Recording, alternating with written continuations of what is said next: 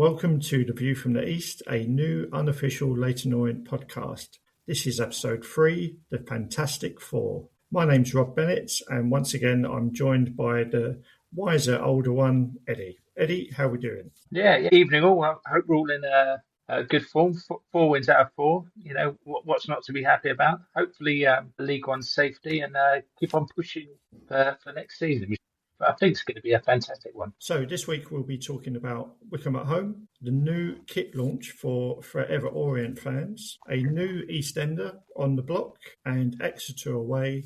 And we'll also do some quick wrap-ups at the end of the episode as well, and a few shout-outs. So, Eddie, Wycombe at home on Saturday. We've come away from another victory. I'll give you full credit.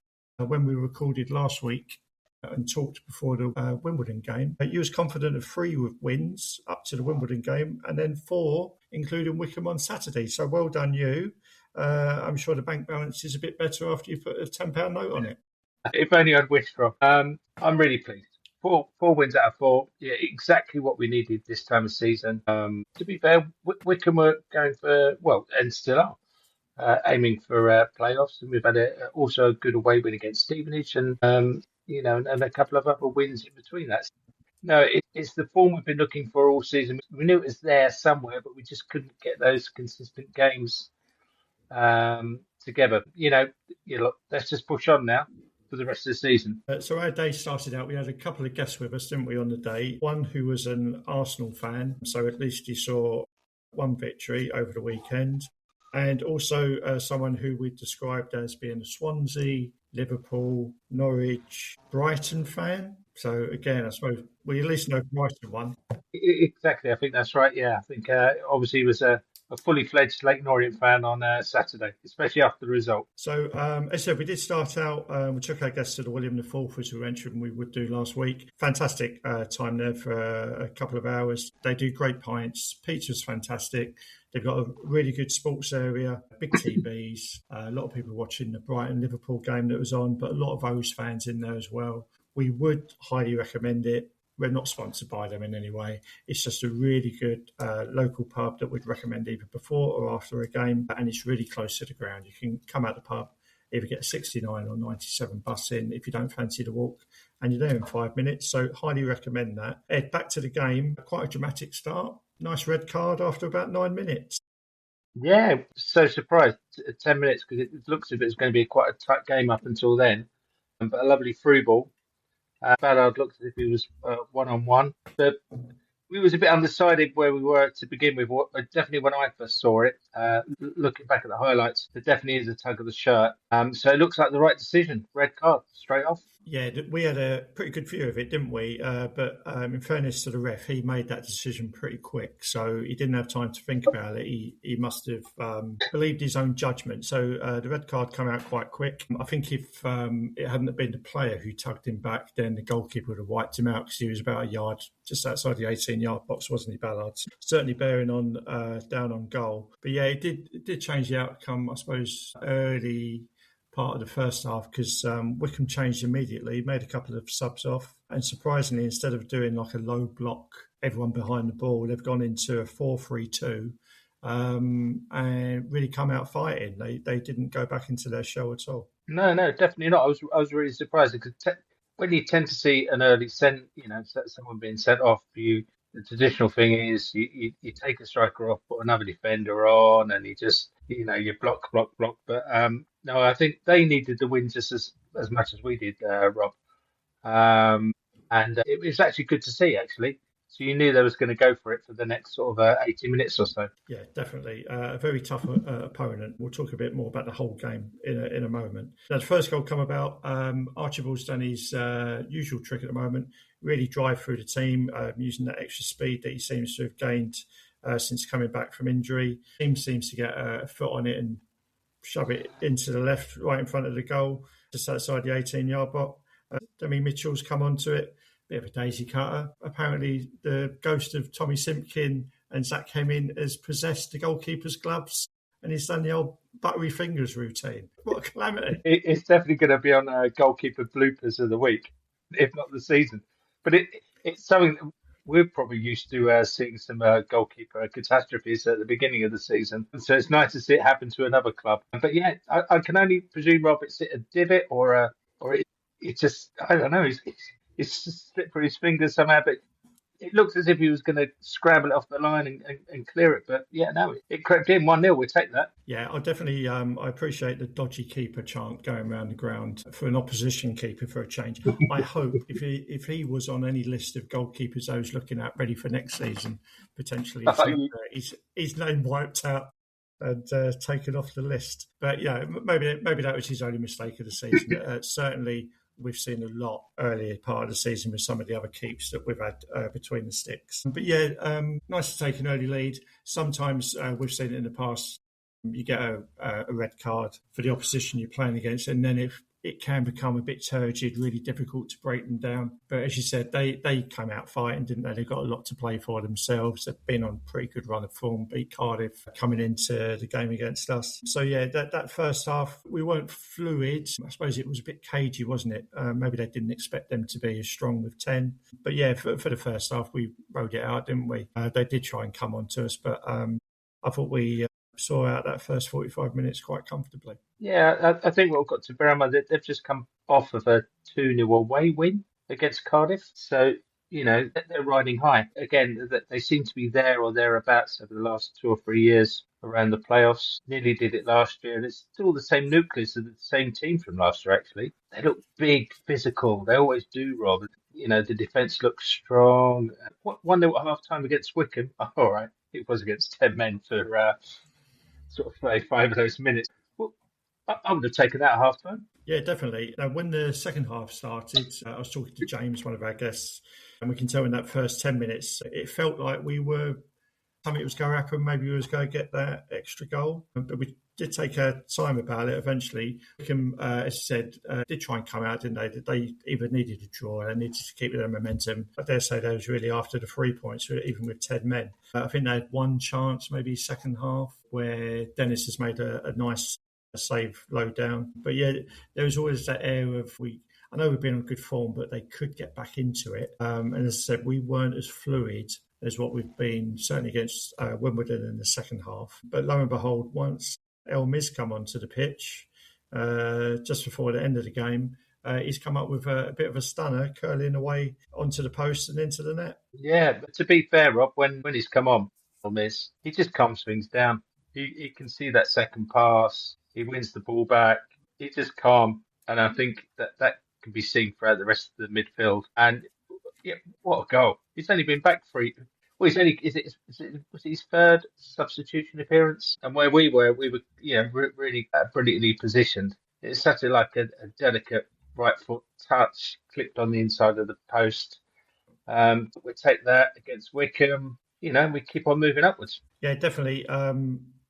Took a bit of pressure away, didn't it? I know you was confident of 4 wins on the trot. I would have taken the draw on Saturday. They were a good team we was up against. I'm glad we don't have to play too many games more like that until the end of the season. Destiny's in our own hands, isn't it? 4 on the spin. As I said, it's pulled us away from that big pack of clubs near the bottom of the league, certainly around that fourth and bottom spot. So yeah, it's just nice to take some of that pressure away again.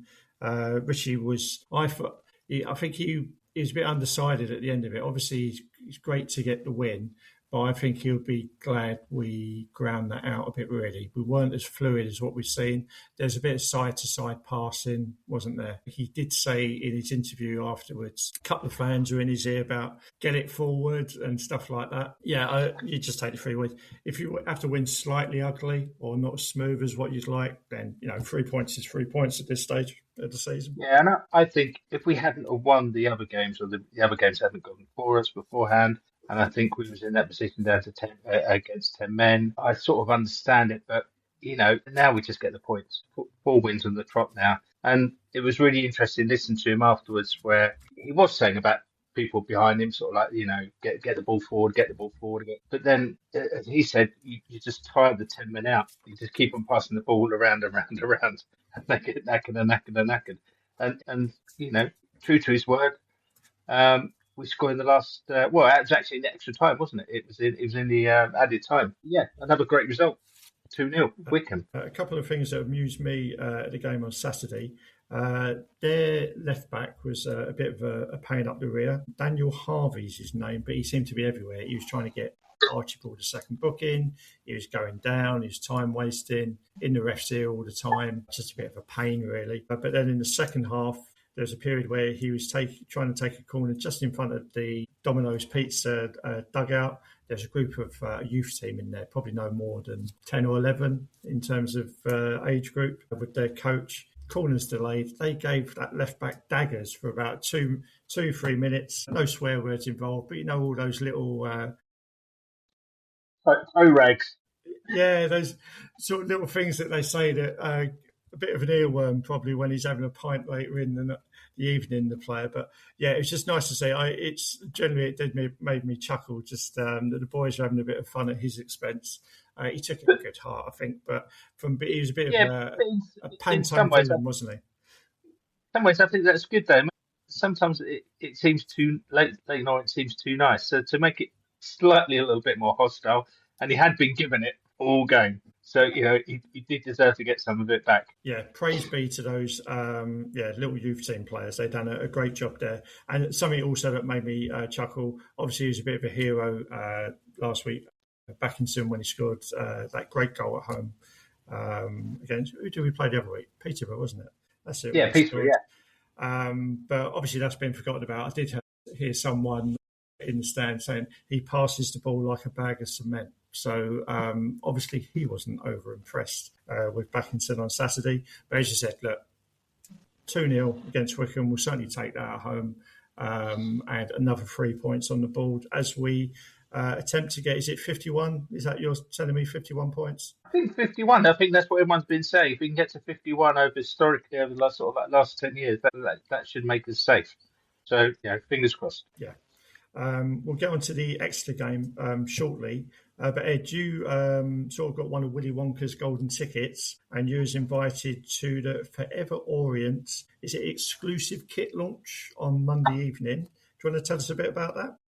Yeah, it was indeed. Yeah, I got an invite to turn up on Monday to show their fourth kit for Forever Orient. Monday evening, 7:00. I was a bit unsure how many people were going to be turning up. Was pleasantly surprised. I reckon there was 150-ish people there, considering the sort of Monday evening. At the beginning, it was a quick half an hour Q&A with little Barry Twin was just telling you what Forever Orient, what they aim to do, where the money's going, and then there was a quick the CEO from the new kit maker, I think hopefully I pronounced that right, Mark Underwood, what he hopes to see from the connection with the club over the next couple of years. Then we had Theo and who else came on? It was Morris. Morris. Yeah, sorry, completely came on to the quick Q&A again for sort of 15-20 minutes. Theo, you can't stop him talking. What a talker! I think he's taken over that Beckles role, future PFA ambassador for the club. He talked through his last couple of years, getting over his injury issues that were all well known, and Morris came across really well as well. Sort of talking about why he didn't join the club in the summer. They just couldn't get it through in time, and why it took such a long time to get through in the January window, literally down to sort of the last couple of hours. But they came across really well, really good for the club. Those two, speaking. Quick break, and the two players came out wearing the new kit. I'm sure everyone's probably seen it on social media. It's a black kit with a red sash, with the Orient Forever members embedded within the kit. I mean, I liked it. It's a fourth kit. It's a sports kit. People are going to have their different views, but the actual evening, I thought was quite a good success. Yeah, I mean, the kit looks good. I've seen it this morning. There's a video as well being put out by the club. Any difficult questions from the floor, or do you think those all ringers? I didn't know Theo was going to turn up, and I think there was probably a few preempt questions about his recovery, but it is such a good story. So, you can't deny the guy explaining what a struggle it's been over the last 2 years. A couple of questions about sizes of kits, Rob. Funny enough. So are they going to be doing sizes in all sizes? Because we do sit near quite some I think I'm being polite and saying quite rotund supporters. Now, a large going to an XL, so I'm not a supermodel by any means, but I know some of them can probably do with a 5XL. Funny enough, that size person did ask a question, and it was answered lovely from the CEO of the kit maker, saying they are going to do up to 5XXL, I believe it is. Um, but a good thing, I think he said, which I sort of picked up on, we know when we was with Puma, the current kit maker, that they're only going to make you a certain number of kits because it probably costs them so much money and they've probably got so many clubs to look after. But he did say sort of like, if the kits are selling well, sort of, early summer, beginning of the season, that it's quite quick for them to sort of like rattle out another 1,000, 2,000 kits. So they'll be ready sort of like for, sort of like October, November, December, hopefully if we are doing well. So that's all good news. So if you do need to buy a kit, then it should be available all season round, which Yeah, we that's really know we've struggled with over the last couple of years. yeah, that's really good to hear. I know you said that. I think that Forever Orient and they'd done up to about 600 people, hadn't they? Well, no, I think actually yesterday, I think it was announced it's up to 700. So, if you save 700 people, 15 quid a pop, it soon starts mounting up. I mean, based on your recommendation, I've phoned them today and I've signed up. So I know I'm a bit late to the party, but I think my name's already on the shirt because there's another Rob Bennett. So, so I might double up on that. But fair play to Barry and his sales team. As soon as I rung him up, it wasn't even a question of what level would you like to pay into. It's like, I'll just charge that £15 of your card straight away. So I didn't even get asked, but, I would have done it anyway. But well played, Barry. A good bit of salesmanship there. So that looks really positive for the kit. I think you said, will be Puma up until about the end or mid-June, end of June? And Yeah, then I believe it was the end of June. There's nothing they could do, so the new kit will come out, I believe, the beginning of July. Three kits. Obviously they're not going to bring all the free kits out on one day. They do as you usually do, and then I believe the fourth kit may be available from August. well, that's really good news. So we're going to do a bit of a highlight on players who've been playing really well recently. Now, if you watch the BBC and you believe everything that they tell you, they'll have you know that there's a magical land somewhere between Walthamstow and Stratford that they call Walford. We probably know that land better as Leighton. Now, in EastEnders, they've got a family well known to everyone. They've got a Phil Mitchell, they've got a Grant Mitchell, they've got a Peggy Mitchell. Leighton now has found its real EastEnder.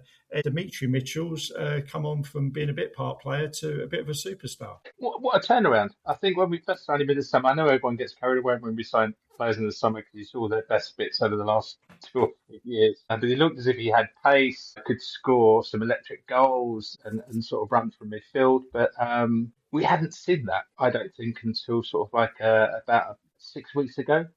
Now we're starting to see that. I think we perhaps bought him as a defender. As Rishi does, he moves them around the squad until they find their right position. And it looks sort of like on the left-hand side on Saturday, he was roasting that right back, getting crosses in and just dropping passes in.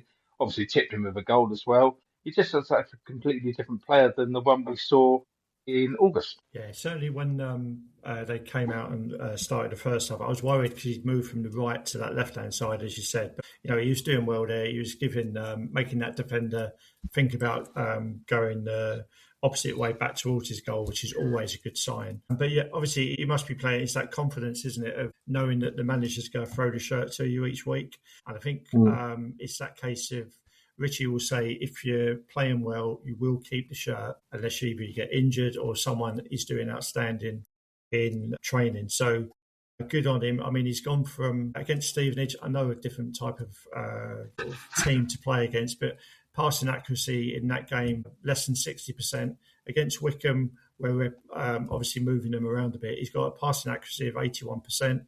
He's chipped in the last four games with one goal and assist. He's getting a few tackles in as well. So, yeah, fair play to him. He's taken that opportunity and he's run with it. Well, yeah, well, if he carries this on, it's the sign we sort of wanted and then thought we were going to get. I mean, who knows? Perhaps we might even see a Leighton Orient scarf in the Vic. You never know. He does run a business. He runs a clothing business, I think, Dimitri. So you never know. He might do his own clothing line based on that. Coincidental, of course, we're going to one of his old clubs on Saturday. We're due to play Exeter away, a team in free fall. They've lost 6 league games on the trot. They are hovering, I think, just above that fourth drop zone in the league. They got turned over by Wigan at the weekend. Their old manager, Gary Caldwell, being in charge of Wigan now. They've gone back to Matt Taylor, but as I said, they're in free fall. It's got to be 3 points for us, hasn't it? Well, I mean, of the last 4 games, it's always been, oh, would we be happy with a point? Yes, we probably would have, but now because we won 4 on the trot, we are thinking, well, yeah, these are on form. We're probably near the higher end, and these are right near the bottom. We should be expecting 3 points, shouldn't we? I hope so. I mean, we've got a cracking record under Richie at their gaff. Played them twice in the league since we've come up to League One. We've won twice at their gaff, 2-1 the first season we come back up. Destroyed them last year, 6-2. I think they had about 8 defenders out at the time. But that's when Azim, I think it was either his first start, or it might have even been his first game after he signed for us. He pitched him with a hat-trick, didn't he? Donnelly made some stunning passes, if I remember right, and Sean Clare scored an absolute worldie where from about 25 yards out he's put it straight into the top corner during that first half. So, and we were playing well at that time, full of confidence. We're doing the same now, I think, other than 3 points. I think it's got to be. I think the confidence throughout the team, as we've talked over the last couple of weeks, was obviously flying high, and that just runs throughout the whole club. So if we can get to that magical 51 points, as we've discussed, we've got to go for it. Now, typical Leyton Orient now would lose 4 wins at a time and go there and get tanked. I think, look, you just mentioned Sean Clare. It's interesting, isn't it? I mean, he would have always been an obvious in the first 11.